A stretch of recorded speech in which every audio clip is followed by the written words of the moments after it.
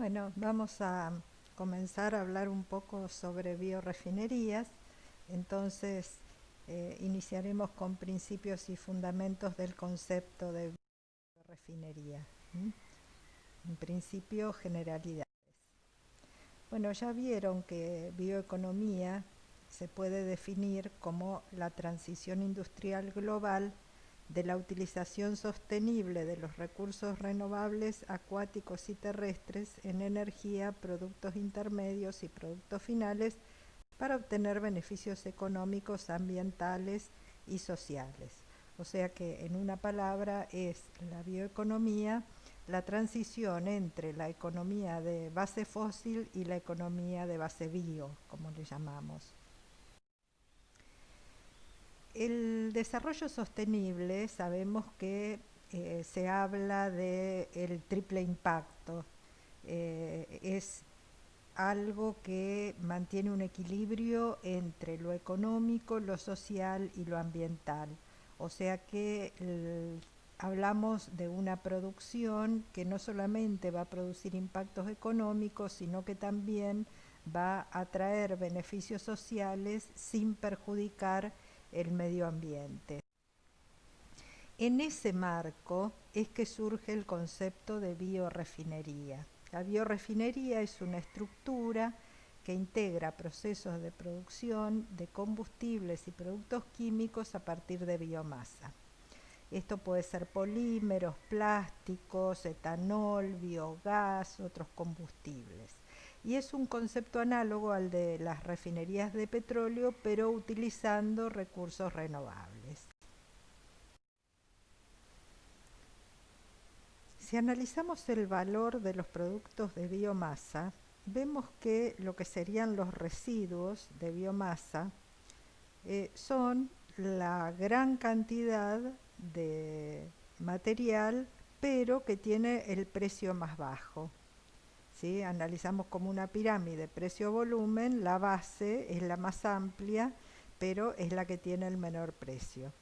Ahora, en el medio vemos que se ubica la bioenergía, o sea que si nosotros usamos esos residuos para quemarlos, nosotros estamos obteniendo un precio mucho mayor que el del residuo, o sea, estamos realizando una valorización, ¿sí?, de ese material, pero si nosotros convirtiéramos ese material en biomateriales o en bioproductos, la valorización sería mucho mayor. ¿Qué materias primas se pueden utilizar para la biorefinería? Bueno, cualquier biomasa lignocelulósica, o sea que tenga lignina, celulosa, hemicelulosas o no. Pueden ser cultivos energéticos, residuos de actividades agrícolas y forestales o una combinación de ambos.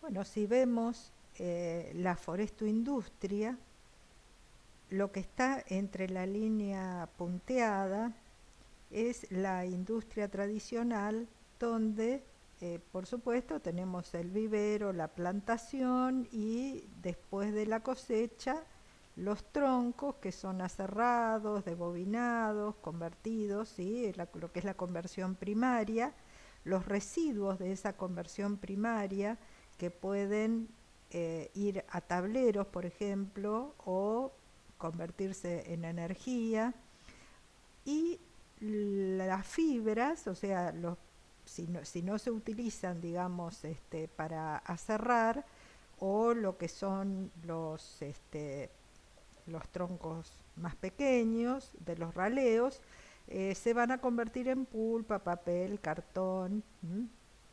Ahora bien, ¿cuáles son los últimos desarrollos? Bueno, para empezar, todo lo que es el desarrollo genético y la generación de las biofábricas en las cuales se realiza cultivos de tejido, le han dado otra perspectiva, ¿sí?, de la clonación, por ejemplo, a la industria forestal.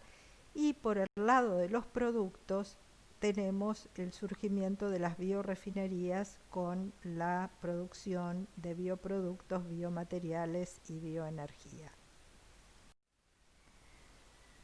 Entonces, la biorefinería forestal es una estructura que integra procesos de producción de combustibles y productos químicos a partir de biomasa, que pueden ser polímeros, plásticos, etanol, biogás, entre otros, y es un concepto análogo al de refinerías de petróleo, pero utilizando recursos renovables.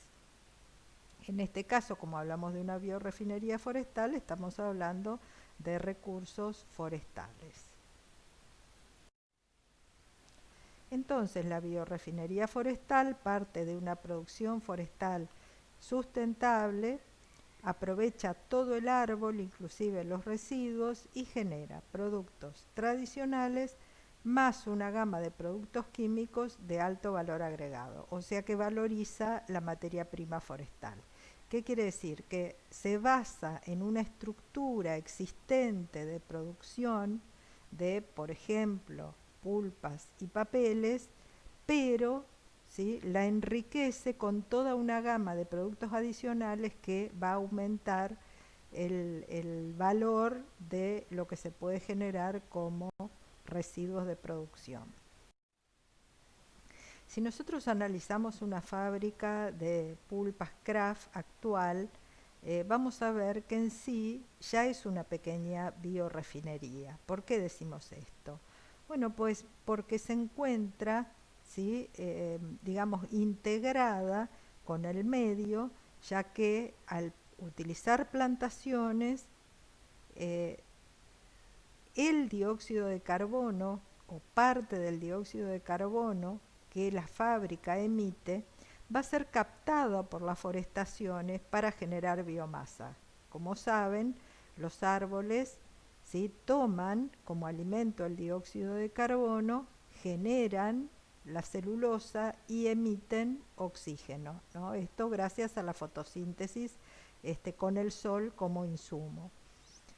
En las fábricas actuales existe un exceso de dióxido de carbono que es eliminado por las chimeneas a la atmósfera y a veces, dependiendo la fábrica, también tiene un input de energía porque no es, puede ser que no sean autosuficientes energéticamente con la quema del licor negro en el ciclo de recuperación.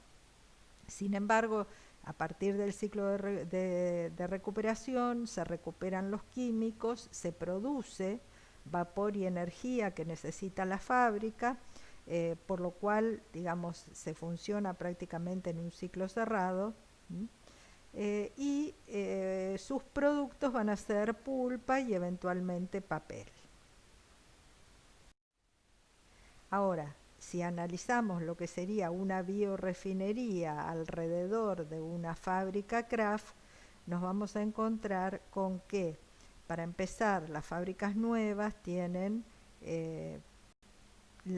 calderas de muy alta eficiencia y por lo tanto ya se produce energía no solo en la cantidad que la fábrica necesita, sino que las fábricas suelen producir un exceso de energía y este exceso de energía a veces se vende a la línea, ¿no? El ciclo del dióxido de carbono sigue siendo el mismo con las forestaciones, pero si hay un exceso de dióxido se utiliza, por ejemplo, para fabricar carbonato de calcio, que se utiliza en la misma fábrica de papel. Por otro lado, el ciclo de recuperación, como decíamos, es más eficiente, eh, pero además de todo eso, se pueden generar diferentes tipos de productos, como además de la pulpa y el papel, se pueden producir combustibles líquidos, químicos y otros productos como pulpas de mayor valor que los commodities que se suelen producir. Esto se hace mediante modificaciones en los procesos en los cuales se extraen, ¿sí? Previamente a la cocción algunos componentes, ¿sí? O el licor negro se gasifica, por ejemplo, en vez de quemarse en la caldera. Bien, vamos a hablar un poquito justamente de la composición química de nuestra biomasa y cómo serían los procesos de separación, a qué le llamamos plataformas. Bueno, aquí vemos un árbol, ¿no? Cómo es la estructura. Vemos que las fibras en nuestra biomasa están en el árbol en pie o en los chips, están perfectamente alineadas, ¿sí? Formando una estructura de eje vertical, y las fibras están pegadas unas a otras formando una estructura rígida.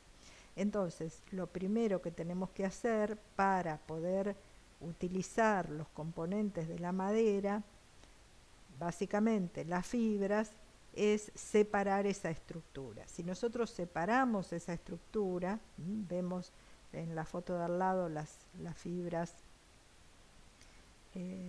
sueltas, y en la foto siguiente vemos cómo se ve la pared celular al microscopio electrónico. Vemos que el elemento fibroso está formado por una pared, la pared fibrosa, y tiene un hueco que es lo que llamamos el lumen, y esa estructura, esa pared, es una estructura rígida, como vemos en la diapositiva o en la foto de al lado, en la cual hay elementos que están estructurados, alineados unos junto a otros y entrecruzados, de tal forma de dar rigidez a esa estructura de la fibra. ¿Cómo se encuentran esos elementos y de qué se trata? Bueno, esos elementos son lo que llamamos las fibrilas. Estas fibrilas, ¿sí?, son estructuras en las cuales la celulosa, cadenas de celulosa, grupos de cadena de celulosa, se encuentran rodeados de hemicelulosas, y cada una de estas estructuras, que llamamos microfibrilas, están embebidas, ¿sí?, rigidizadas por una matriz de lignina. Vemos la estructura de la lignina, donde prevalecen estas estructuras que son aromáticas, son estructuras bencénicas, y a su vez estas microfibrilas, que como dijimos son paquetes de celulosa rodeados por hemicelulosas, vemos que las hemicelulosas acá abajo tienen una estructura diferente de la lignina, porque son lo que llamamos polisacáridos. Pero son polisacáridos, o sea que tienen varios azúcares, varias moléculas de azúcar, que en el caso de las semicelulosas vemos que son ramificadas y que aparte pueden contener diferentes tipos de azúcares.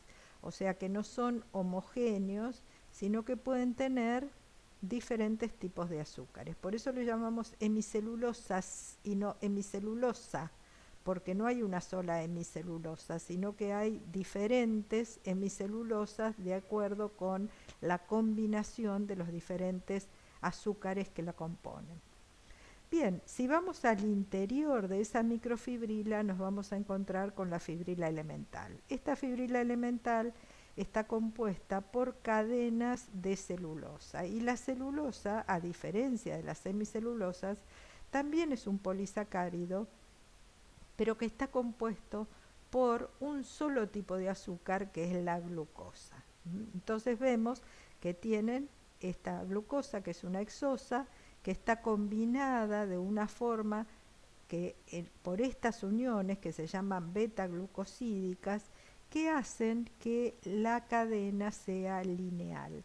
Esta linealidad de esta cadena le permite unirse mediante enlaces de hidrógeno con otras cadenas y formar así esta estructura cristalina, rígida, de estructuras de cadenas de celulosa paralelas.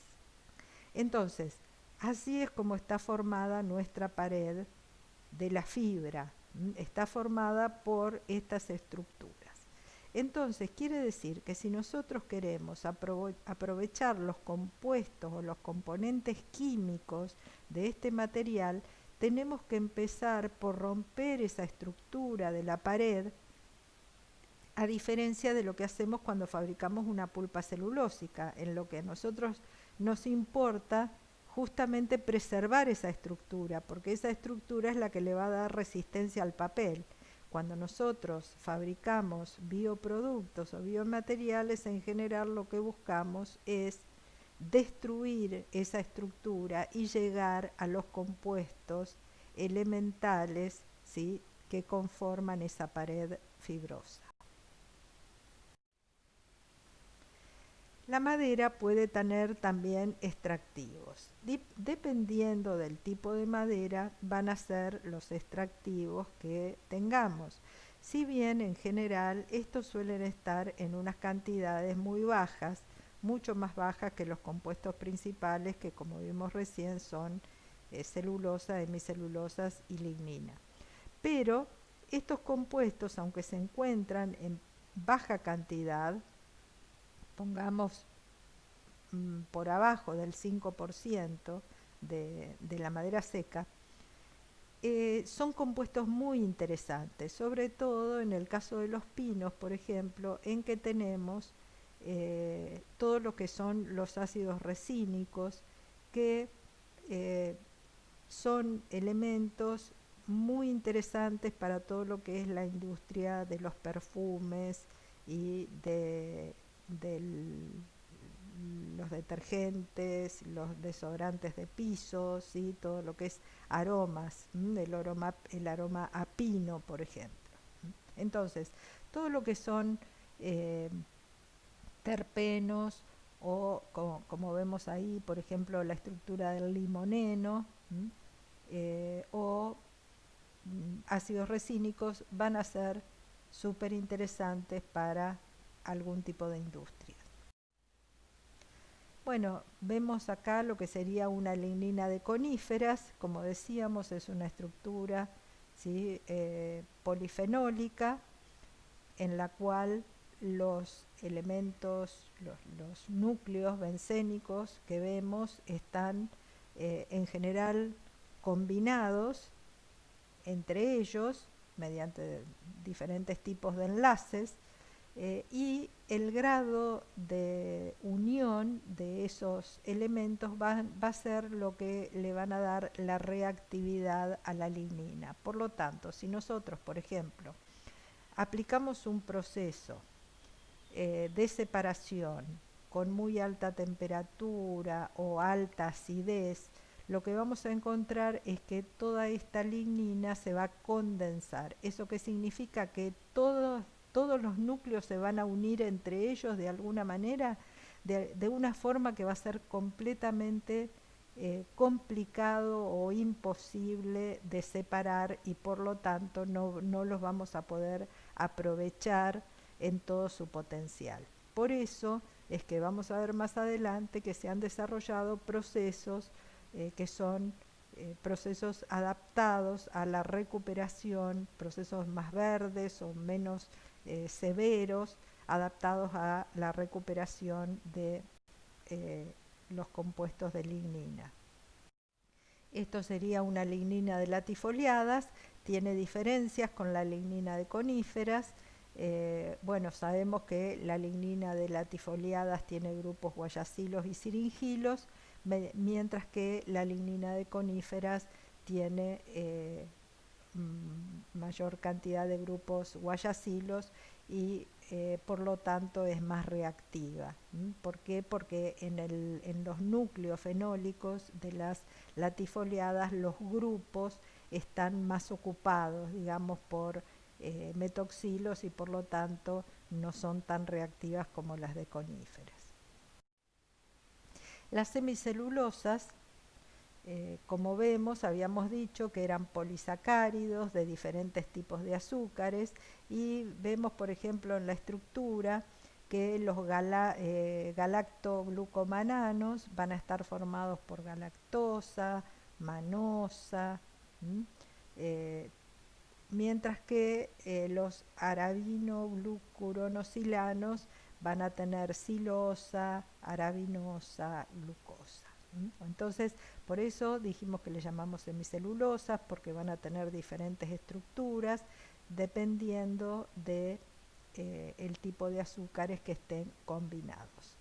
Esta estructura ramificada y más heterogénea que la de la celulosa es la que le da la reactividad. Por eso cuando nosotros aplicamos un proceso, ya sea un proceso de pulpado, de fraccionamiento, lo que vamos a encontrar es que lo primero que vamos a extraer es justamente son las semicelulosas, porque son las más reactivas. Toda esta heterogeneidad y ramificación le da una reactividad que no tiene ni la lignina ni la celulosa. Bueno, como dijimos, la celulosa tiene esta estructura lineal, está unida, acá se ve en la parte superior de la imagen, todas estas eh, glucosas que están unidas, como dijimos, por uniones beta O4, que son las uniones beta glucosídicas, que hacen que la molécula se vaya invirtiendo su posición. Si vemos el oxígeno está abajo y acá está arriba, el grupo lateral aquí está abajo y en la siguiente está arriba y en la siguiente está abajo. Entonces esa ubicación hace que no haya impedimentos estéricos como para que la cadena pueda ser lineal. Entonces vemos aquí abajo cómo se va estructurando y se van uniendo estas cadenas lineales formando estas que vemos acá, que son estas fibrilas elementales que a su vez se van estructurando, rodeando de hemicelulosa para dar esa estructura rígida de las microfibrilas. Ahora nosotros decimos que existe una refinería para cada materia prima. ¿Y eso por qué? Porque cada materia prima tiene una diferente composición química. ¿Sí? Vemos, por ejemplo, que tenemos en esta tabla Pinolioti, Pinotaeda, un tipo de eucaliptus, el algarrobo, el bagazo de caña de azúcar, la cáscara de arroz. Todos esos, ¿sí?, pueden ser insumos para una biorefinería. Pero si nosotros analizamos la composición química, vemos que, por ejemplo, algunas tienen más hemicelulosas que otras. Algunas están cerca del 27% de hemicelulosas y otras tienen 15 o 12. Mientras que algunas tienen más lignina que otras. ¿Sí? Estamos con 33, mientras que otras tienen 21, 19 de lignina. Y otros tienen una gran cantidad de extractivos. Fíjense el algarrobo negro 14,6. Mientras que la cáscara de arroz tiene 15% de cenizas. ¿Esto qué significa? Que yo puedo diseñar una biorefinería para cada materia prima. Lo primero que tengo que conocer es cuál es su composición química y sobre la base de esa composición química voy a definir qué tipo de proceso voy a aplicar.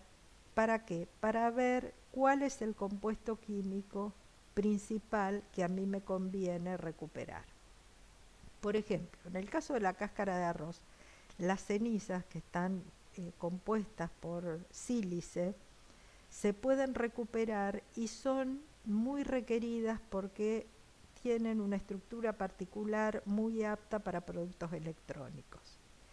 En el caso de los extractivos, como decíamos, dependiendo del tipo de extractivos que tenga, puedo utilizarlos para la industria de perfumería, cosmética, artículos de limpieza, etc.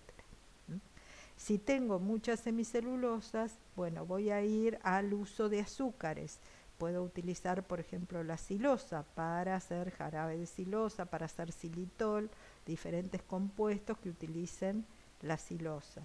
Y si es la celulosa, en general está más o menos en la misma proporción en todas las materias primas, eh, puedo utilizarla para muchas cosas, desde pulpa de disolución para hacer fibras textiles hasta hacer diferentes nanocelulosa, por ejemplo, si hablamos de materiales, o utilizar ya las moléculas de glucosa para hacer algún determinado producto.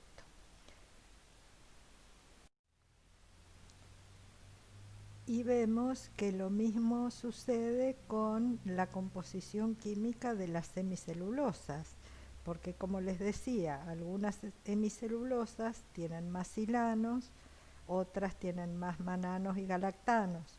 En general las latifoliadas, como el eucaliptus, las salicáceas, tienen hemicelulosas más ricas en pentosas, básicamente en silanos, mientras que las coníferas, como el pino, como diferentes tipos de pinos, abetos, tienen más exosas, ¿sí? Como por ejemplo mananos. Entonces ahí vemos que dependiendo, por ejemplo, si voy a trabajar con eucaliptus o con algarrobo o con bagazo, ¿sí? Voy a apuntar a la recuperación de silanos, mientras que si voy a trabajar con alguna conífera como los pinos, voy a apuntar a la recuperación de mananos. Bien, en las biorefinerías hablamos de plataformas. Dos de las plataformas básicas, diferentes formas de catalogar a las biorefinerías en dos plataformas diferenciadas son la plataforma termoquímica y la plataforma bioquímica. ¿En qué se diferencian? Bueno, si yo trato la biomasa voy por la vía bioquímica o química y bioquímica, lo que voy a hacer es atacar químicamente a la biomasa, ¿sí? Mediante procesos de pulpado, fraccionamiento, y ahí vamos a obtener estos componentes como dijimos. Vamos a separar celulosa, hemicelulosa, lignina, extractivos, y así vamos a poder identificar, obtener fracciones. Por eso le llamamos fraccionamiento, porque vamos a obtener fracciones enriquecidas en celulosa o en lignina o en hemicelulosas. Mientras que en la plataforma termoquímica lo que se hace es tratar a la biomasa con altas temperaturas, de tal manera que dependiendo de la cantidad de oxígeno con la que esté trabajando, voy a hacerlo por combustión, pirólisis o gasificación, y eso me va a dar unos productos que van a ser mezcla de diferentes compuestos químicos, ¿sí? Que van a poder utilizarse como combustibles, o voy a poder mediante diferentes tipos de procesos extraer compuestos químicos, pero en forma mucho más compleja, porque lo que voy a tener como resultado de estos procesos termoquímicos son mezclas de compuestos en fase gaseosa, en fase líquida o un carbón. Entonces, esta plataforma termoquímica basada en la conversión termoquímica de la biomasa, dijimos que puede ser gasificación, que es una reacción a temperaturas elevadas, mayor de 700 grados, sin combustión, porque tiene cantidades controladas de oxígeno o vapor, que es otra variante. La pirólisis, que es la descomposición química por calentamiento en ausencia de oxígeno. ¿m? Y como dijimos, lo que hacemos es transformar a la biomasa en una de sus fracciones en gas de síntesis, que es básicamente hidrógeno más monóxido de carbono, aunque tienen otros compuestos, ¿sí? Que posteriormente, bueno, para ser utilizados hay que tratar, hay que limpiar, hay que separar. A esto le llamamos syngas. La plataforma bioquímica dijimos que se basa en procesos de conversión química o bioquímica. Y así podemos obtener, por ejemplo, bioetanol por fermentación de los azúcares de la biomasa. O sea que vamos a apuntar a compuestos más puros con los cuales se simplifica la obtención, en este caso, de un combustible o un compuesto químico que puede utilizarse para producir diferentes productos. Y también se pueden obtener múltiples productos de alto valor mediante procesos químicos o bioquímicos de conversión. Entonces, en esta plataforma dijimos que vamos a separar la biomasa en sus diferentes compuestos, celulosa, lignina, hemicelulosas, extractivos inorgánicos, y que estos compuestos van a tener aplicaciones en diferentes industrias, como por ejemplo la electrónica o los combustibles, industria farmacéutica, química, también la papelera, la textil, pero apuntamos a obtener productos que pueden ser purificados en una manera más o menos sencilla y pueden ser aprovechados directamente en estas industrias. Entonces, por ejemplo, dependiendo del tipo de residuo, como si vamos a los residuos de la forestoindustria, como corteza, costaneros, acerrín, viruta, despuntes, chips y astillas, residuos de poda, todo tipo de residuos, ¿sí? Pueden ser separados en celulosa, hemicelulosa, lignina y extractivos, y pueden obtenerse a partir de ahí diferentes productos a partir de cada uno de esos compuestos. Lo mismo con los residuos de agroindustria, bagazo, cascarilla, pajas y residuos de poda como de frutales, de vid.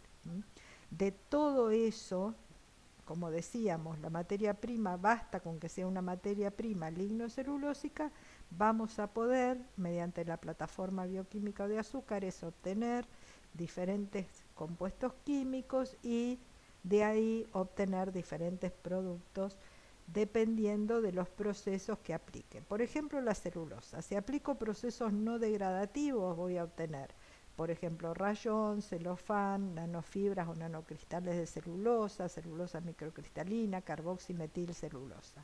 Ahora bien, si aplico procesos degradativos, voy a obtener etanol, ácido láctico, sorbitol, glutamato, ácido glutámico, hidroximetilfurfural, ácido legulínico, ácido láctico.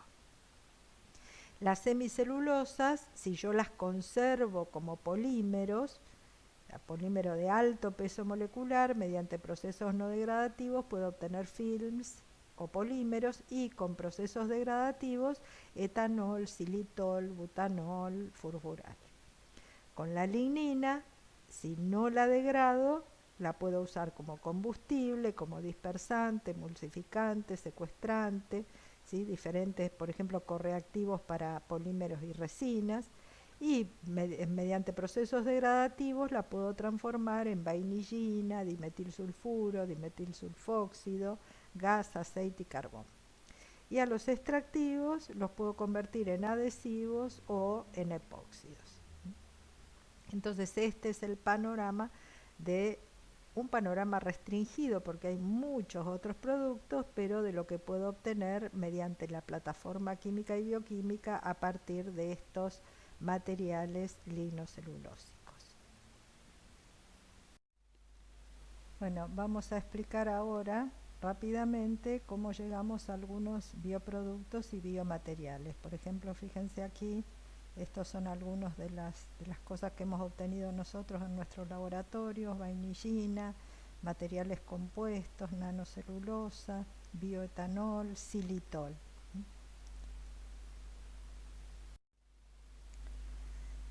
Bueno, si partimos de bagazo de caña de azúcar, por ejemplo, realizando lo que llamamos un pretratamiento, un tratamiento inicial a la materia prima, vamos a separar lignina, ¿sí? Y podemos realizar una hidrólisis enzimática del material resultante, que va a ser el material resultante celulosa y eventualmente hemicelulosas, dependiendo del pretratamiento que realicemos, y fermentando esa glucosa que separamos y destilando vamos a llegar al etanol, ¿sí? Podemos separar la silosa y fermentarla también. ¿Por qué la separamos de la celulosa? Puede venir junta o separada, porque en general son diferentes los microorganismos que van a fermentar a la silosa que la glucosa, pero ese sería el esquema. si nos fijamos en esta diapositiva, vemos que la celulosa, que es cristalina, ¿sí?, en las fibrilas elementales que vimos, que está estructurada, tiene zonas amorfas, o sea que hay algunas partes que son menos estructuradas, y tienen hemicelulosas separando las fibrilas elementales, y con el pretratamiento lo que hacemos justamente es separar romper un poco esas cadenas, volver más amorfa a ese material, y entonces dar lugar a la entrada de las enzimas que pueden, como vemos más abajo, mediante lo que llamamos hidrólisis enzimática, separar, romper estas cadenas, ¿sí?, de celulosa y de hemicelulosas, y llegar a los azúcares como silosa, glucosa, arabinosa, manosa, galactosa. Siempre vamos a tener algunos compuestos adicionales del pretratamiento que se forman como furfural, hidroximetilfurfural y ácidos orgánicos en baja proporción, dependiendo, ¿sí?, la severidad del tratamiento que le apliquemos, y vamos a tener lignina. Entonces, un poco esto es lo que hacemos para obtener bioetanol, llegar a los azúcares mediante pretratamiento y posterior hidrólisis enzimática, ¿sí?, y una vez que tenemos los azúcares los vamos a fermentar a bioetanol. También podemos obtener bioplásticos, por ejemplo, a partir de celulosa. Lo que hacemos es, a la celulosa, ya ahora lo que tenemos, ya pasamos el pretratamiento, lo que llegamos a la celulosa, mediante hidrólisis enzimática la transformamos en glucosa, a la glucosa por fermentación en etanol, y por deshidratación de etanol llegamos al etileno.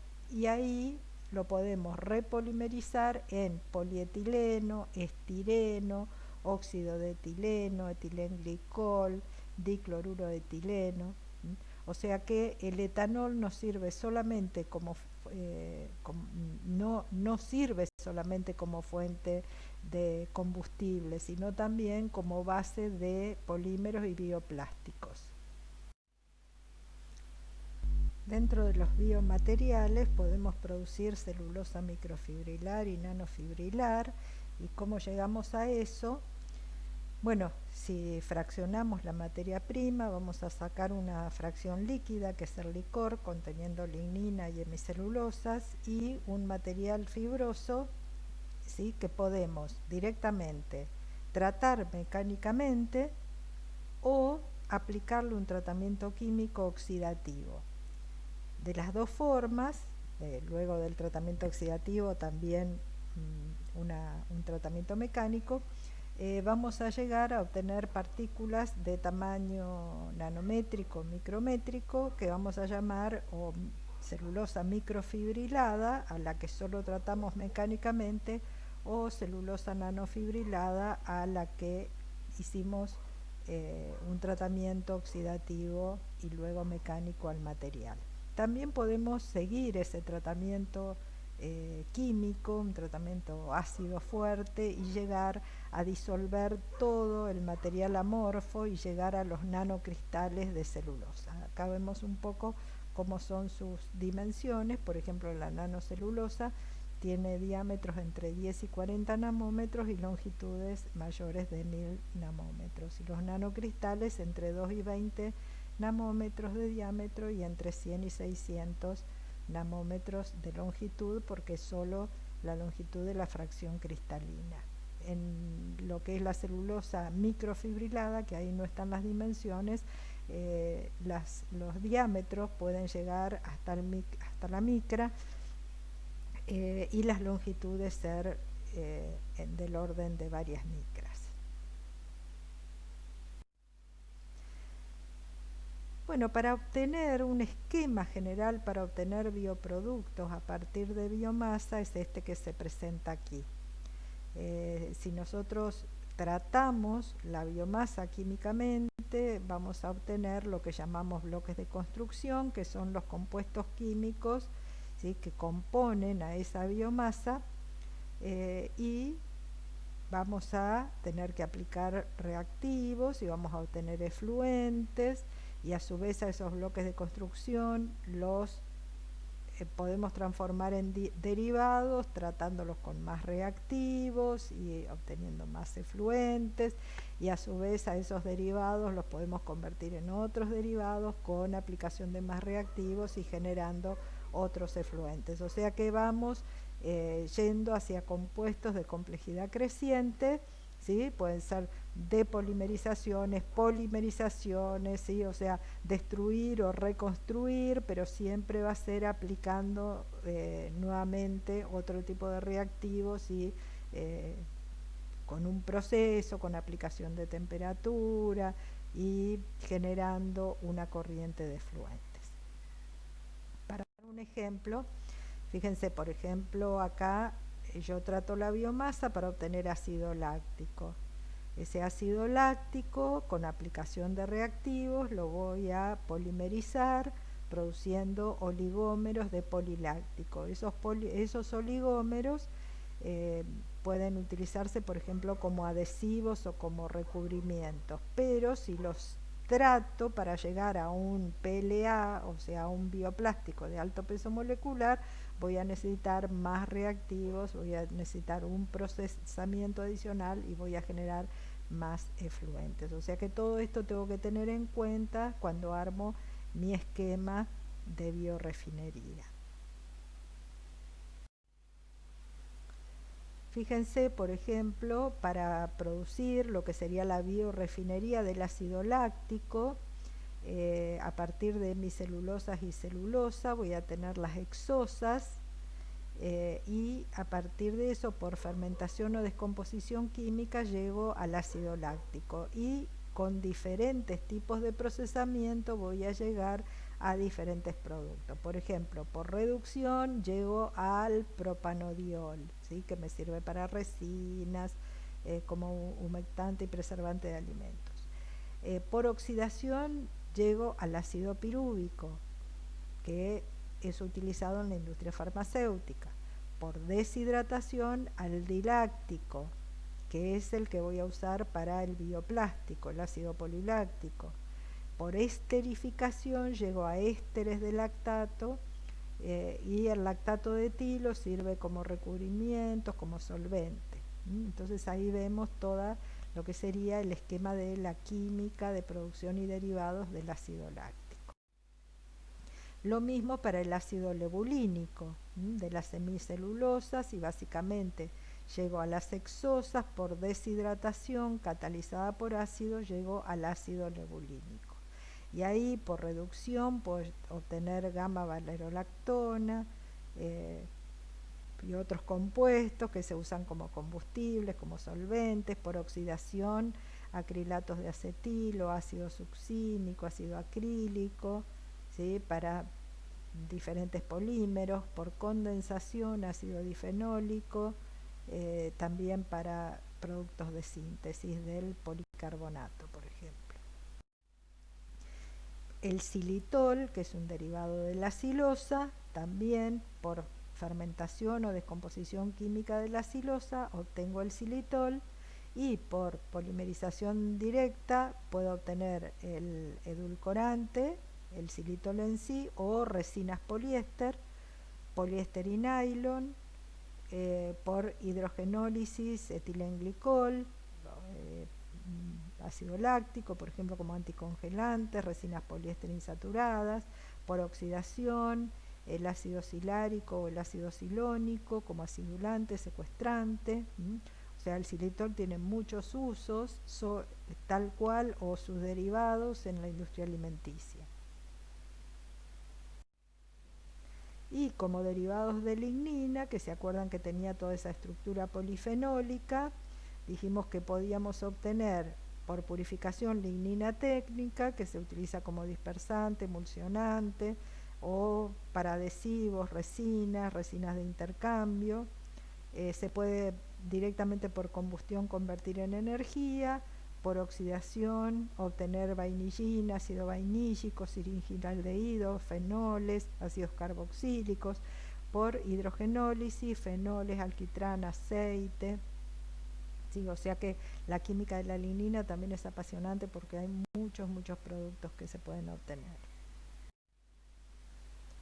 Y con respecto a los procesos, ¿sí? Este fraccionamiento se puede realizar mediante los procesos tradicionales de pulpado como Kraft, sulfito, soda, soda antraquinona, o por nuevos procesos de química verde como proceso hidrotérmico, o sea, separación de hemicelulosas con agua caliente, solventes, fluidos supercríticos, líquidos iónicos, o sea, de diferentes formas, más amigables con el ambiente, podemos llegar a separar las diferentes fracciones y entonces llegar a usar el sólido y los diferentes compuestos del líquido.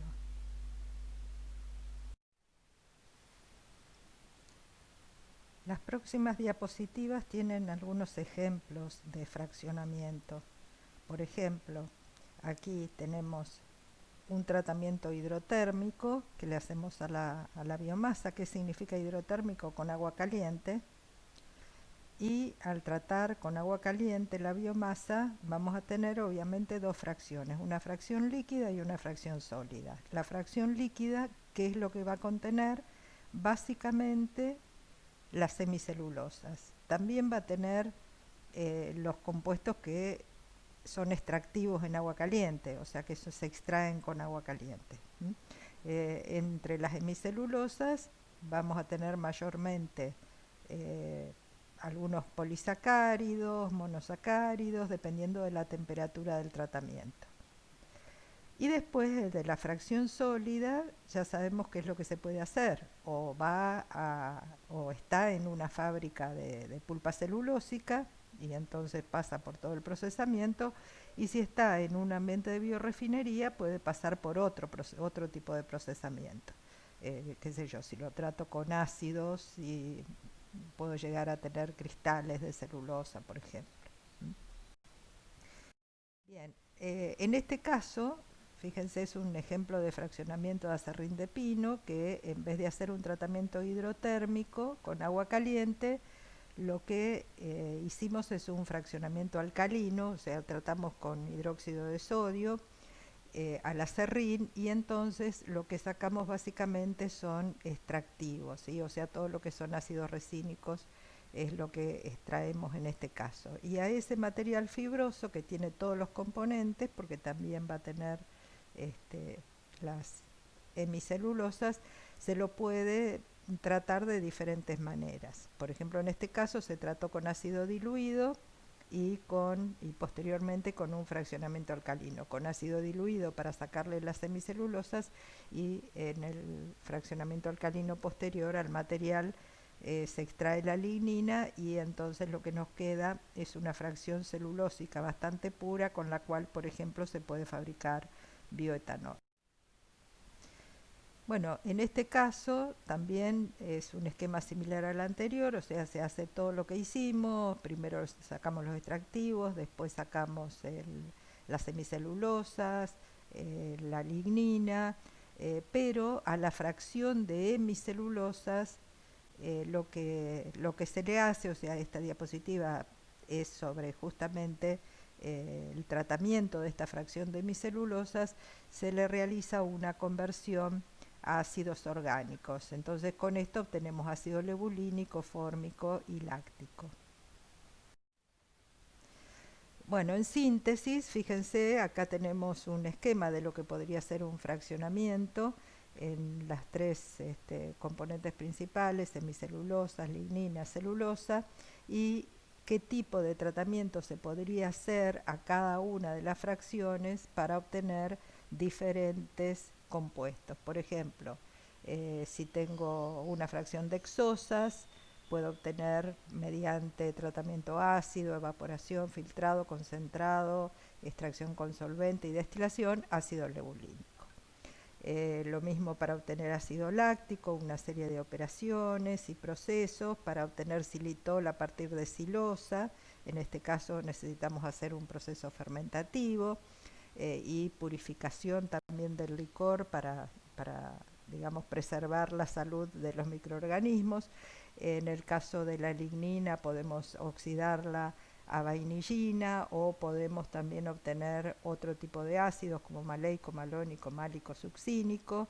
Y en el caso de la celulosa podemos ir por la vía del bioetanol o por la vía de la celulosa nanofibrilada como ejemplos, ¿sí? Entonces, fíjense un poco lo que decíamos en una diapositiva anterior, cómo es el esquema, que a medida que yo voy obteniendo productos de mayor valor, voy complicando, por supuesto, los procesos y las operaciones y, bueno, generando, digamos, un esquema de tratamiento que requiere un estudio detallado para ver los efluentes de cada sector, cerrar los circuitos, etcétera. O sea que implementar esto, que a escala de laboratorio dentro de todo es bastante sencillo, a una escala industrial requiere de una integración de todos estos procesos y operaciones para este, justamente cumplir con ese objetivo ambiental, de la sostenibilidad ambiental de las biorefinerías. Bueno, vamos a ver ahora algunas oportunidades y desafíos de las biorefinerías. Esto es bastante importante porque hay algunos factores que pueden ser impedimentos para el desarrollo de la biorefinería y que están en manos del Estado, no en manos de las personas, entonces, ni de las empresas. Entonces es importante conocerlas para poder trabajar sobre esos aspectos. Bueno, por supuesto que las biorefinerías generan oportunidades económicas, ¿sí? En el caso de las biorefinerías forestales, vamos a obtener nuevos productos a partir de madera que tienen mercados potenciales y atractivos. En esto hay que ser cauteloso en la palabra potencial, porque realmente estos son trabajos bastante recientes. Todo lo que es derivado de lo que es 2G, digamos, derivado de la biomasa, recién está empezando a comercializarse. La diversificación de la producción hacia las biorefinerías más atractivas para los posibles inversores, porque justamente no quedamos atados a un solo producto, sino que tenemos una variedad de productos que podemos ofrecer.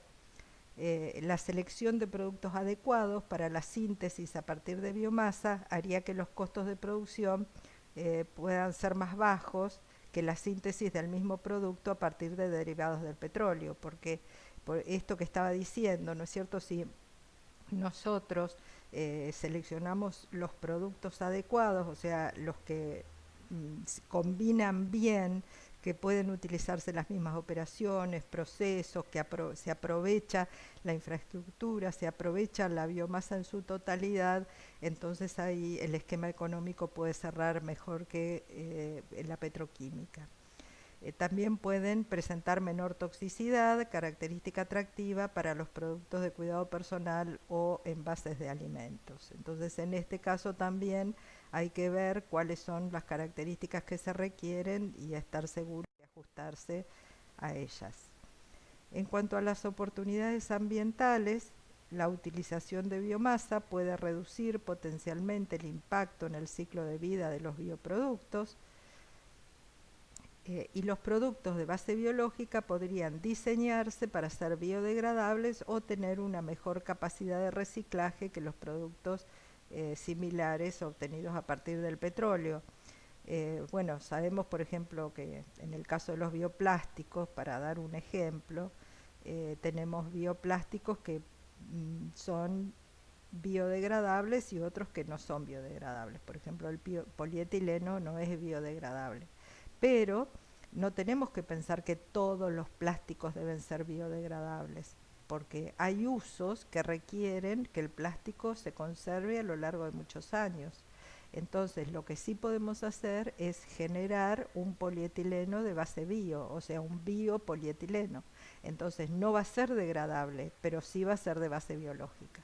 O sea que sí va a ser ambientalmente más compatible, siempre que, por supuesto, el procesamiento no requiera usos de mayor cantidad de químicos y que genere, digamos, consecuencias ambientales peores que las del petróleo. Entonces, cuando hablamos de esto, del ciclo de vida de los productos, tenemos que analizar todo, ¿no es cierto? Tenemos que analizar no solamente el producto final, sino todos los procesos a los que fue sometido el producto para generarse, porque entonces ahí vamos a ver si realmente es más ambientalmente compatible que el producto derivado del petróleo. Esos estudios hay que hacerlos siempre que generamos estos productos de base bio.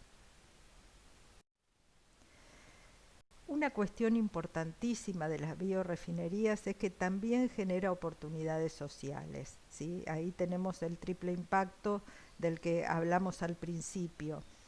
¿Por qué? Porque cualquier proceso que aumente el valor de la biomasa también tiene el potencial de fortalecer las economías rurales y alienta la inversión en recursos nacionales. O sea, que los pequeños productores se van a ver beneficiados porque no van a tener un residuo de su procesamiento, sino que van a tener un subproducto, algo que lo van a poder comercializar a buen precio. La verdad es que hoy en día se puede comercializar, pero ¿qué es lo que pasa? Para empezar, el precio de venta es muy bajo. Para seguir, hay que estar en un radio cercano a, por ejemplo, la caldera de biomasa, porque los costos de transporte son altos. Entonces, todos aquellos aserraderos que se encuentran alejados de esos centros principales no tienen donde dirigir este, como dijimos, residuo para convertirlo en subproducto. Entonces, es importante la posibilidad de instalar biorefinerías de pequeña escala cerca de estos productores, lo que va a permitir justamente aprovechar eso, valorizar eso que generan los pequeños aserraderos y mejorar de esa manera la rentabilidad de estas pequeñas empresas y su calidad de vida. Bueno, también hay desafíos para el desarrollo de las biorefinerías. Las biorefinerías deberán integrarse para obtener ingresos significativos de los combustibles, el calor y la energía. O sea, es muy importante que estemos hablando de biorefinerías integradas, aunque sean de pequeña escala, como decíamos hace un rato, que produzcan diferentes tipos de productos a partir de la misma biomasa para el aprovechamiento total, ¿sí?, de la biomasa. ¿Por qué? Porque eso es lo que va a ayudar a establecer el triple impacto, porque si yo aprovecho uno y tiro el resto, entonces estoy produciendo una desventaja desde el punto de vista ambiental, pero también una disminución de la rentabilidad. Entonces es importante el aprovechamiento total y es importante la integración de los procesos en los que se van a generar los diferentes productos para aprovechar de la mejor manera posible, por supuesto, el calor, la energía, los combustibles que utilicen.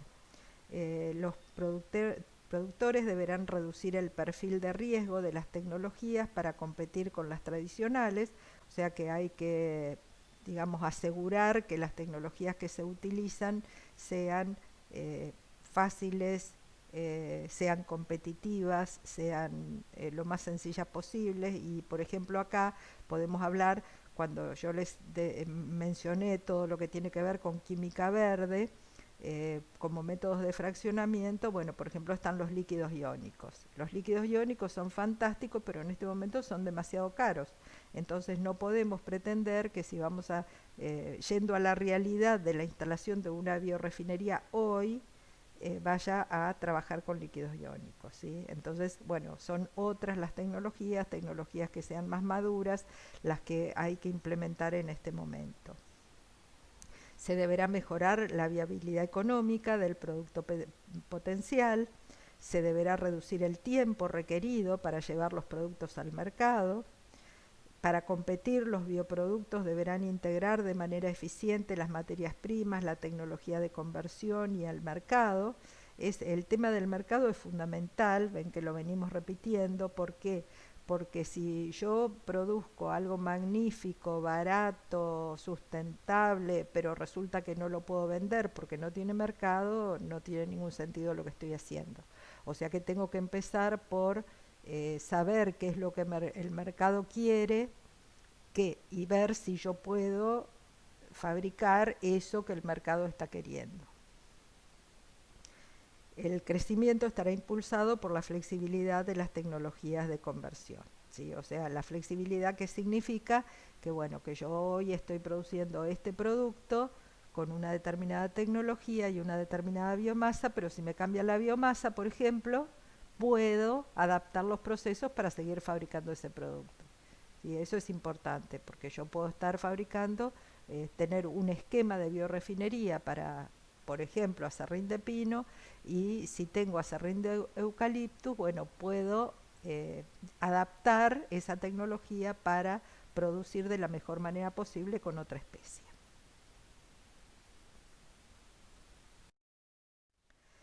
Bueno, una cuestión importantísima son lo que llamamos acá desafíos reglamentarios. Los bioproductos exclusivos enfrentan un panorama regulatorio complicado antes de llegar al mercado. Como los bioproductos de reemplazo se producen mediante un proceso diferente al de la molécula equivalente que reemplaza, los organismos encargados de su regulación podrían reglamentarlo de manera diferente. ¿Qué quiere decir esto? Que no existen leyes para los productos de base bio. Entonces, si yo tengo que fabricar, si yo estoy fabricando un xilitol y quiero introducirlo en, por ejemplo, un dentífrico o como edulcorante en un alimento, ese xilitol de base bio no tiene regulación, a diferencia del xilitol derivado del petróleo. Entonces es importante establecer una base regulatoria que me permita comercializar y utilizar este tipo de productos.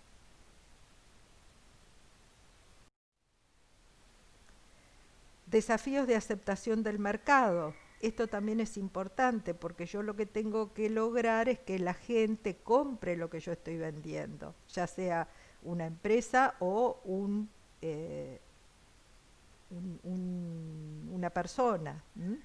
Entonces, actuar sobre la percepción pública y brindar información al consumidor sobre los bioproductos. ¿Esto qué significa? Educación del consumidor, cuestiones de pureza, durabilidad, información sobre las etiquetas que pueden estar asociadas con los bioproductos. Entonces, de esa manera yo puedo decirle al consumidor, mire, este producto tiene etiqueta de reciclable, tiene etiqueta de sostenibilidad de algún tipo. Entonces, de esa manera, hay muchas personas que miran con buenos ojos toda esta cuestión ambiental, por ejemplo. Hay otros a los que le importa la pureza del producto. Entonces, bueno, son diferentes aspectos en los cuales yo puedo accionar, digamos, o traccionar la percepción pública hacia nuestros productos. Identificar las ventajas de los bioproductos, desarrollando protocolos y métricas de rendimiento y sostenibilidad. Hacer que los consumidores paguen más por un producto porque tiene una mejor huella ambiental. Eso, por ejemplo, es importante y en muchos lugares del mundo, sobre todo del primer mundo, como Alemania, para dar un ejemplo, un producto que tiene una menor huella ambiental se paga más porque se conoce que tiene mayor costo, pero es menos nocivo para el medio ambiente. Entonces, esa es otra de las opciones, ¿sí?, para actuar sobre los consumidores. Bueno, y los desafíos tecnológicos, un poco lo que estaba hablando hace un rato, ¿no? Hay que optimizar el uso de las materias primas, convertir la totalidad del material en bioproductos, o sea, tenemos que tratar de que nada vaya al efluente, que todo lo orgánico que sale de la biomasa sea aprovechado. Necesidad de encontrar tecnologías económicas de separación para tratar flujos de productos y productos intermedios, desarrollo de métodos catalíticos para la mejora de intermedios derivados de la biomasa, o sea, hay que tratar de conseguir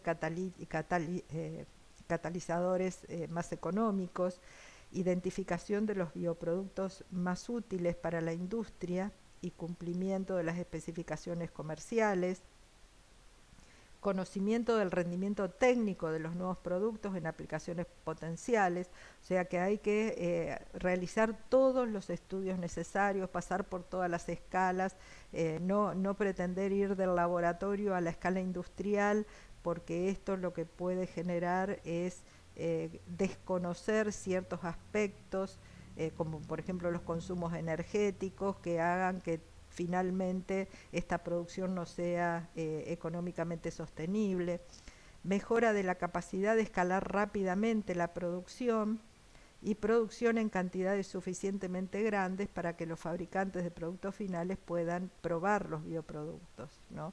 O sea, en este momento en que se está trabajando en escalas pequeñas, para desarrollar los productos es importante tener una escala piloto para poder tener una cantidad suficiente de productos para que puedan ser probados.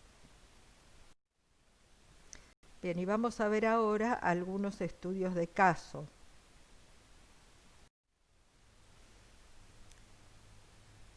Por ejemplo, biorefinería de residuos de la forestoindustria, pero son casos a escala comercial. Recién estuvimos viendo algunos casos de opciones de biorefinería y estas son realmente biorefinerías existentes. Un primer caso es este, CT1 Cell1 Lix, etanol a partir de residuos de madera. Es una primera biorefinería demostrativa en el polígono industrial en Kajaani, en el nordeste de Finlandia. Se trata de la producción de etanol a base de acerrín y otros residuos de coníferas. La puesta en marcha de la planta fue en 2017 con una capacidad de acerrín anual de 80.000 toneladas. La planta produce 10.000 litros de etanol, 10.000 toneladas de vinaza, que se utiliza como fertilizante nitrogenado, 30.000 toneladas de lignina para la producción local de electricidad y calor, o sea que utilizan la lignina como combustible, 150 toneladas de trementina, que es justamente forma parte de la composición de los extractivos de las coníferas, y 500 toneladas de furfural usado en la industria química. Emplea 15 personas y opera las 24 horas en 3 turnos. O sea que, fíjense, es una planta demostrativa y ya está generando mano de obra. Entonces, acá tenemos los datos de la empresa, los procesos que utiliza, hidrólisis y fermentación.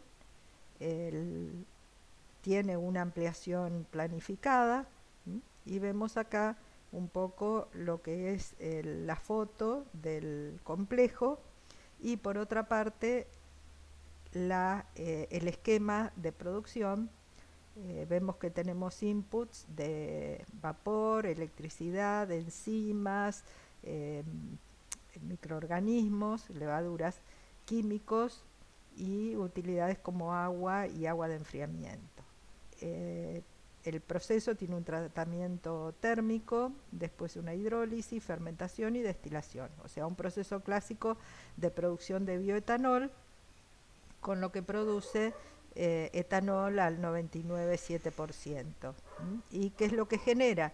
Genera lignina, biogás, trementina, furfural y vinaza, y agua, bueno, las aguas residuales que van a tener que ir a un tratamiento de efluentes.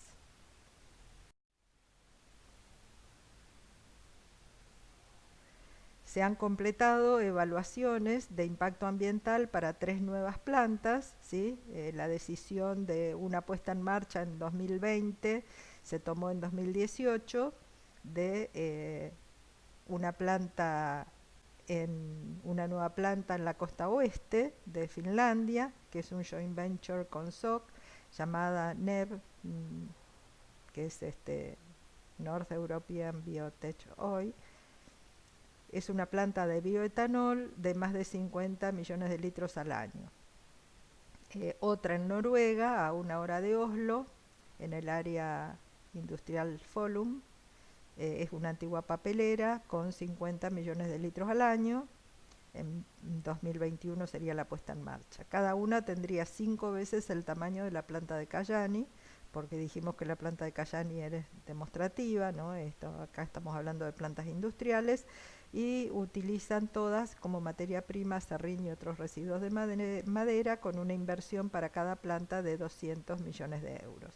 Fíjense que es importante ver que, como vimos en la diapositiva anterior, toda la biomasa se aprovecha porque se utilizan todos los productos, se comercializan o se utilizan todos los derivados de la biomasa que se generan a partir de la producción del bioetanol.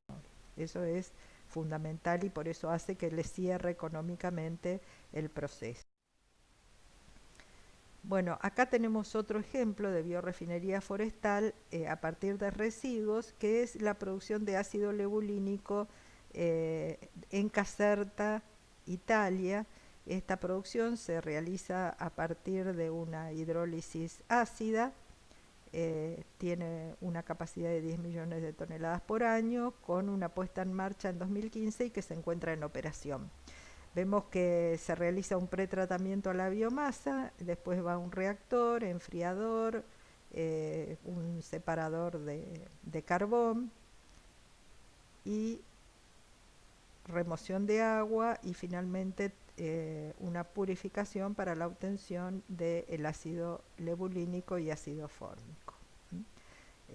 Esta empresa planea expandir su cartera de productos derivados del ácido lebulínico, o sea que por el momento está produciendo solo ácido lebulínico, pero el ácido lebulínico es un bloque de construcción, o sea que no se comercializa como producto final, sino como producto intermedio de generación de otros productos. Bien, también tenemos ejemplos de biorefinería de la lignina, o sea, casos exitosos que están llevados a nivel industrial. Por ejemplo, materiales carbonosos biobasados para almacenamiento de energía. Stora Enso construirá una instalación piloto para producir materiales carbonosos biobasados a partir de lignina. ¿Qué son estos materiales? Por ejemplo, ánodos de carbón para baterías de iones de litio con propiedades similares al grafito. Esta inversión fortalece aún más las oportunidades de Stora Enso para reemplazar materias primas de origen fósil y conectar materiales sostenibles a innovaciones tecnológicas en desarrollo, ¿no? Como es el tema de las baterías de litio. La planta es la planta papelera de Sunila en Finlandia, con una inversión de 10 millones de euros, y la materia prima es la lignina producida en la planta. Esta lignina se produce a nivel industrial desde el 2015 y la capacidad es 50.000 toneladas por año. Stora Enso es el mayor productor de lignina kraft del mundo. ¿Y cuál es el producto? Bueno, carbón a partir de madera, componente de baterías que se utilizan normalmente en la electrónica de consumo, la industria del automóvil y los sistemas de almacenamiento de energía a gran escala. Solo que en este caso va a ser un material carbonoso similar al grafito, producido a partir de la lignina. La construcción de la instalación piloto comenzó en 2019 y se estima que estará terminada en 2021. También lignina para biocombustibles, en este caso la compañía Prem, que es la compañía de combustibles más grande de Suecia, y Sveskog se convirtieron en accionistas de Sun Carbon. Y Sun Carbon, que es una empresa sueca, utiliza los subproductos de la industria forestal para generar combustibles renovables. Prim colabora con Renfuel y Rottneros en la construcción de una planta de lignina para biocombustibles en la celulosa Vallvik, en Suecia, de alrededor de 25.000, 30.000 toneladas por año de lignina. Esta va a estar completa en 2021. Este proceso, Sun Carbon, se puede dividir en 3 partes diferentes, todas situadas en la fábrica de pulpa y papel. Estas partes, acá tenemos el concepto. Primero la lignina se extrae del licor negro y se procesa en varios pasos para obtener un aceite rico en lignina depolimerizada. O sea que como primer paso la lignina se separa del licor negro con un proceso de separación por membranas. La corriente del retenido se trata en una unidad de cracking catalítico térmico en condiciones subcríticas y la mezcla de lignina resultante se procesa con pasos adicionales como lavado ácido y solventes para eliminar las cenizas y los residuos. O sea que es un proceso térmico de tratamiento de la lignina.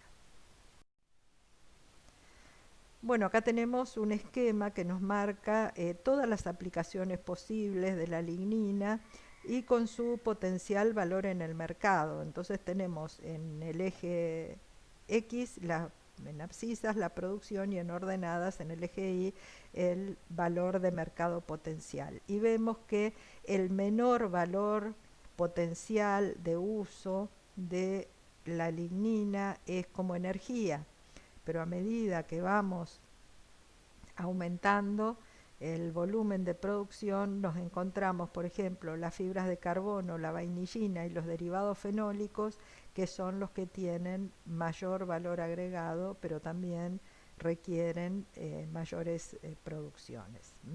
Entonces, fíjense que estos tratamientos que parecen complejos porque tienen muchos pasos, en realidad lo que está haciendo es aumentando en mucho el valor de mercado de los productos, o sea, valorizando la materia prima de una manera mucho mayor que su utilización directa como energía. Bien, por ejemplo, otro ejemplo de productos de alto valor basados en lignina. Futurity ha firmado un acuerdo de licencia con Metgen hoy para establecer la primera biorefinería comercial avanzada en Nueva Zelanda. Esta cooperación va a permitir el desarrollo de una gama completa de productos de alto valor basados en lignina, como resinas y adhesivos, espumas, compuestos, productos químicos y polímeros biobasados. Su tecnología se basa en dos procesos con licencia, que son estos dos. Uno es Futuration y el otro Valority. El primero es asistido por calor, vapor, presión y enzimas para separar la biomasa en lignina, celulosa y hemicelulosas, y Valority optimiza cada fracción en materiales útiles para ser utilizados en varias aplicaciones. O sea que fíjense que acá son procesos biotecnológicos que utilizan enzimas para la separación de las fracciones principales de la biomasa. Este Metgen es pionero en enzimas industriales, lignocelulósicas y productos químicos renovables, o sea que es una empresa justamente fabricante de enzimas específicas, enzimas especiales. Esta plataforma facilita la descomposición enzimática de la lignina de Futurity en sus componentes fundamentales. La tecnología se basa en una enzima muy novedosa que es capaz de modificar la lignina a altas temperaturas y pH 11. Esta es una cuestión muy importante. Después, cuando veamos sobre el final del curso, en la unidad 3, la parte de tratamientos enzimáticos, ya en la industria papelera, vamos a ver que el procesamiento a altas temperaturas y pH es crítico para la aplicación de los tratamientos enzimáticos. Esta posibilidad de tener estas enzimas permite depolimerizar la lignina a un peso molecular más pequeño, un número muy alto de posibles puntos de unión y fracciones estables. O sea que el tema es, digamos, fraccionar la lignina, que tiene esa estructura tan compleja, polifenólica, en fracciones pequeñas, pero lo importante acá es que se conserva la reactividad, porque se acuerdan que yo les había dicho que nosotros podemos llegar a hacer otros tipos de fraccionamiento, pero dependiendo las condiciones que aplique, yo puedo estar condensando o eliminando la reactividad de la lignina. Entonces este tratamiento enzimático está permitiendo mantener esa reactividad. Utiliza sistemas de membranas robustos y ampliamente disponibles para fraccionar la lignina enzimáticamente depolimerizada y activada a pesos moleculares específicos, y permite cambiar las características de estas fracciones para satisfacer las necesidades del usuario final. O sea que la membrana los están utilizando para separar fracciones de peso molecular uniforme. Pueden adaptar las fracciones enzimáticas para obtener diferentes características químicas.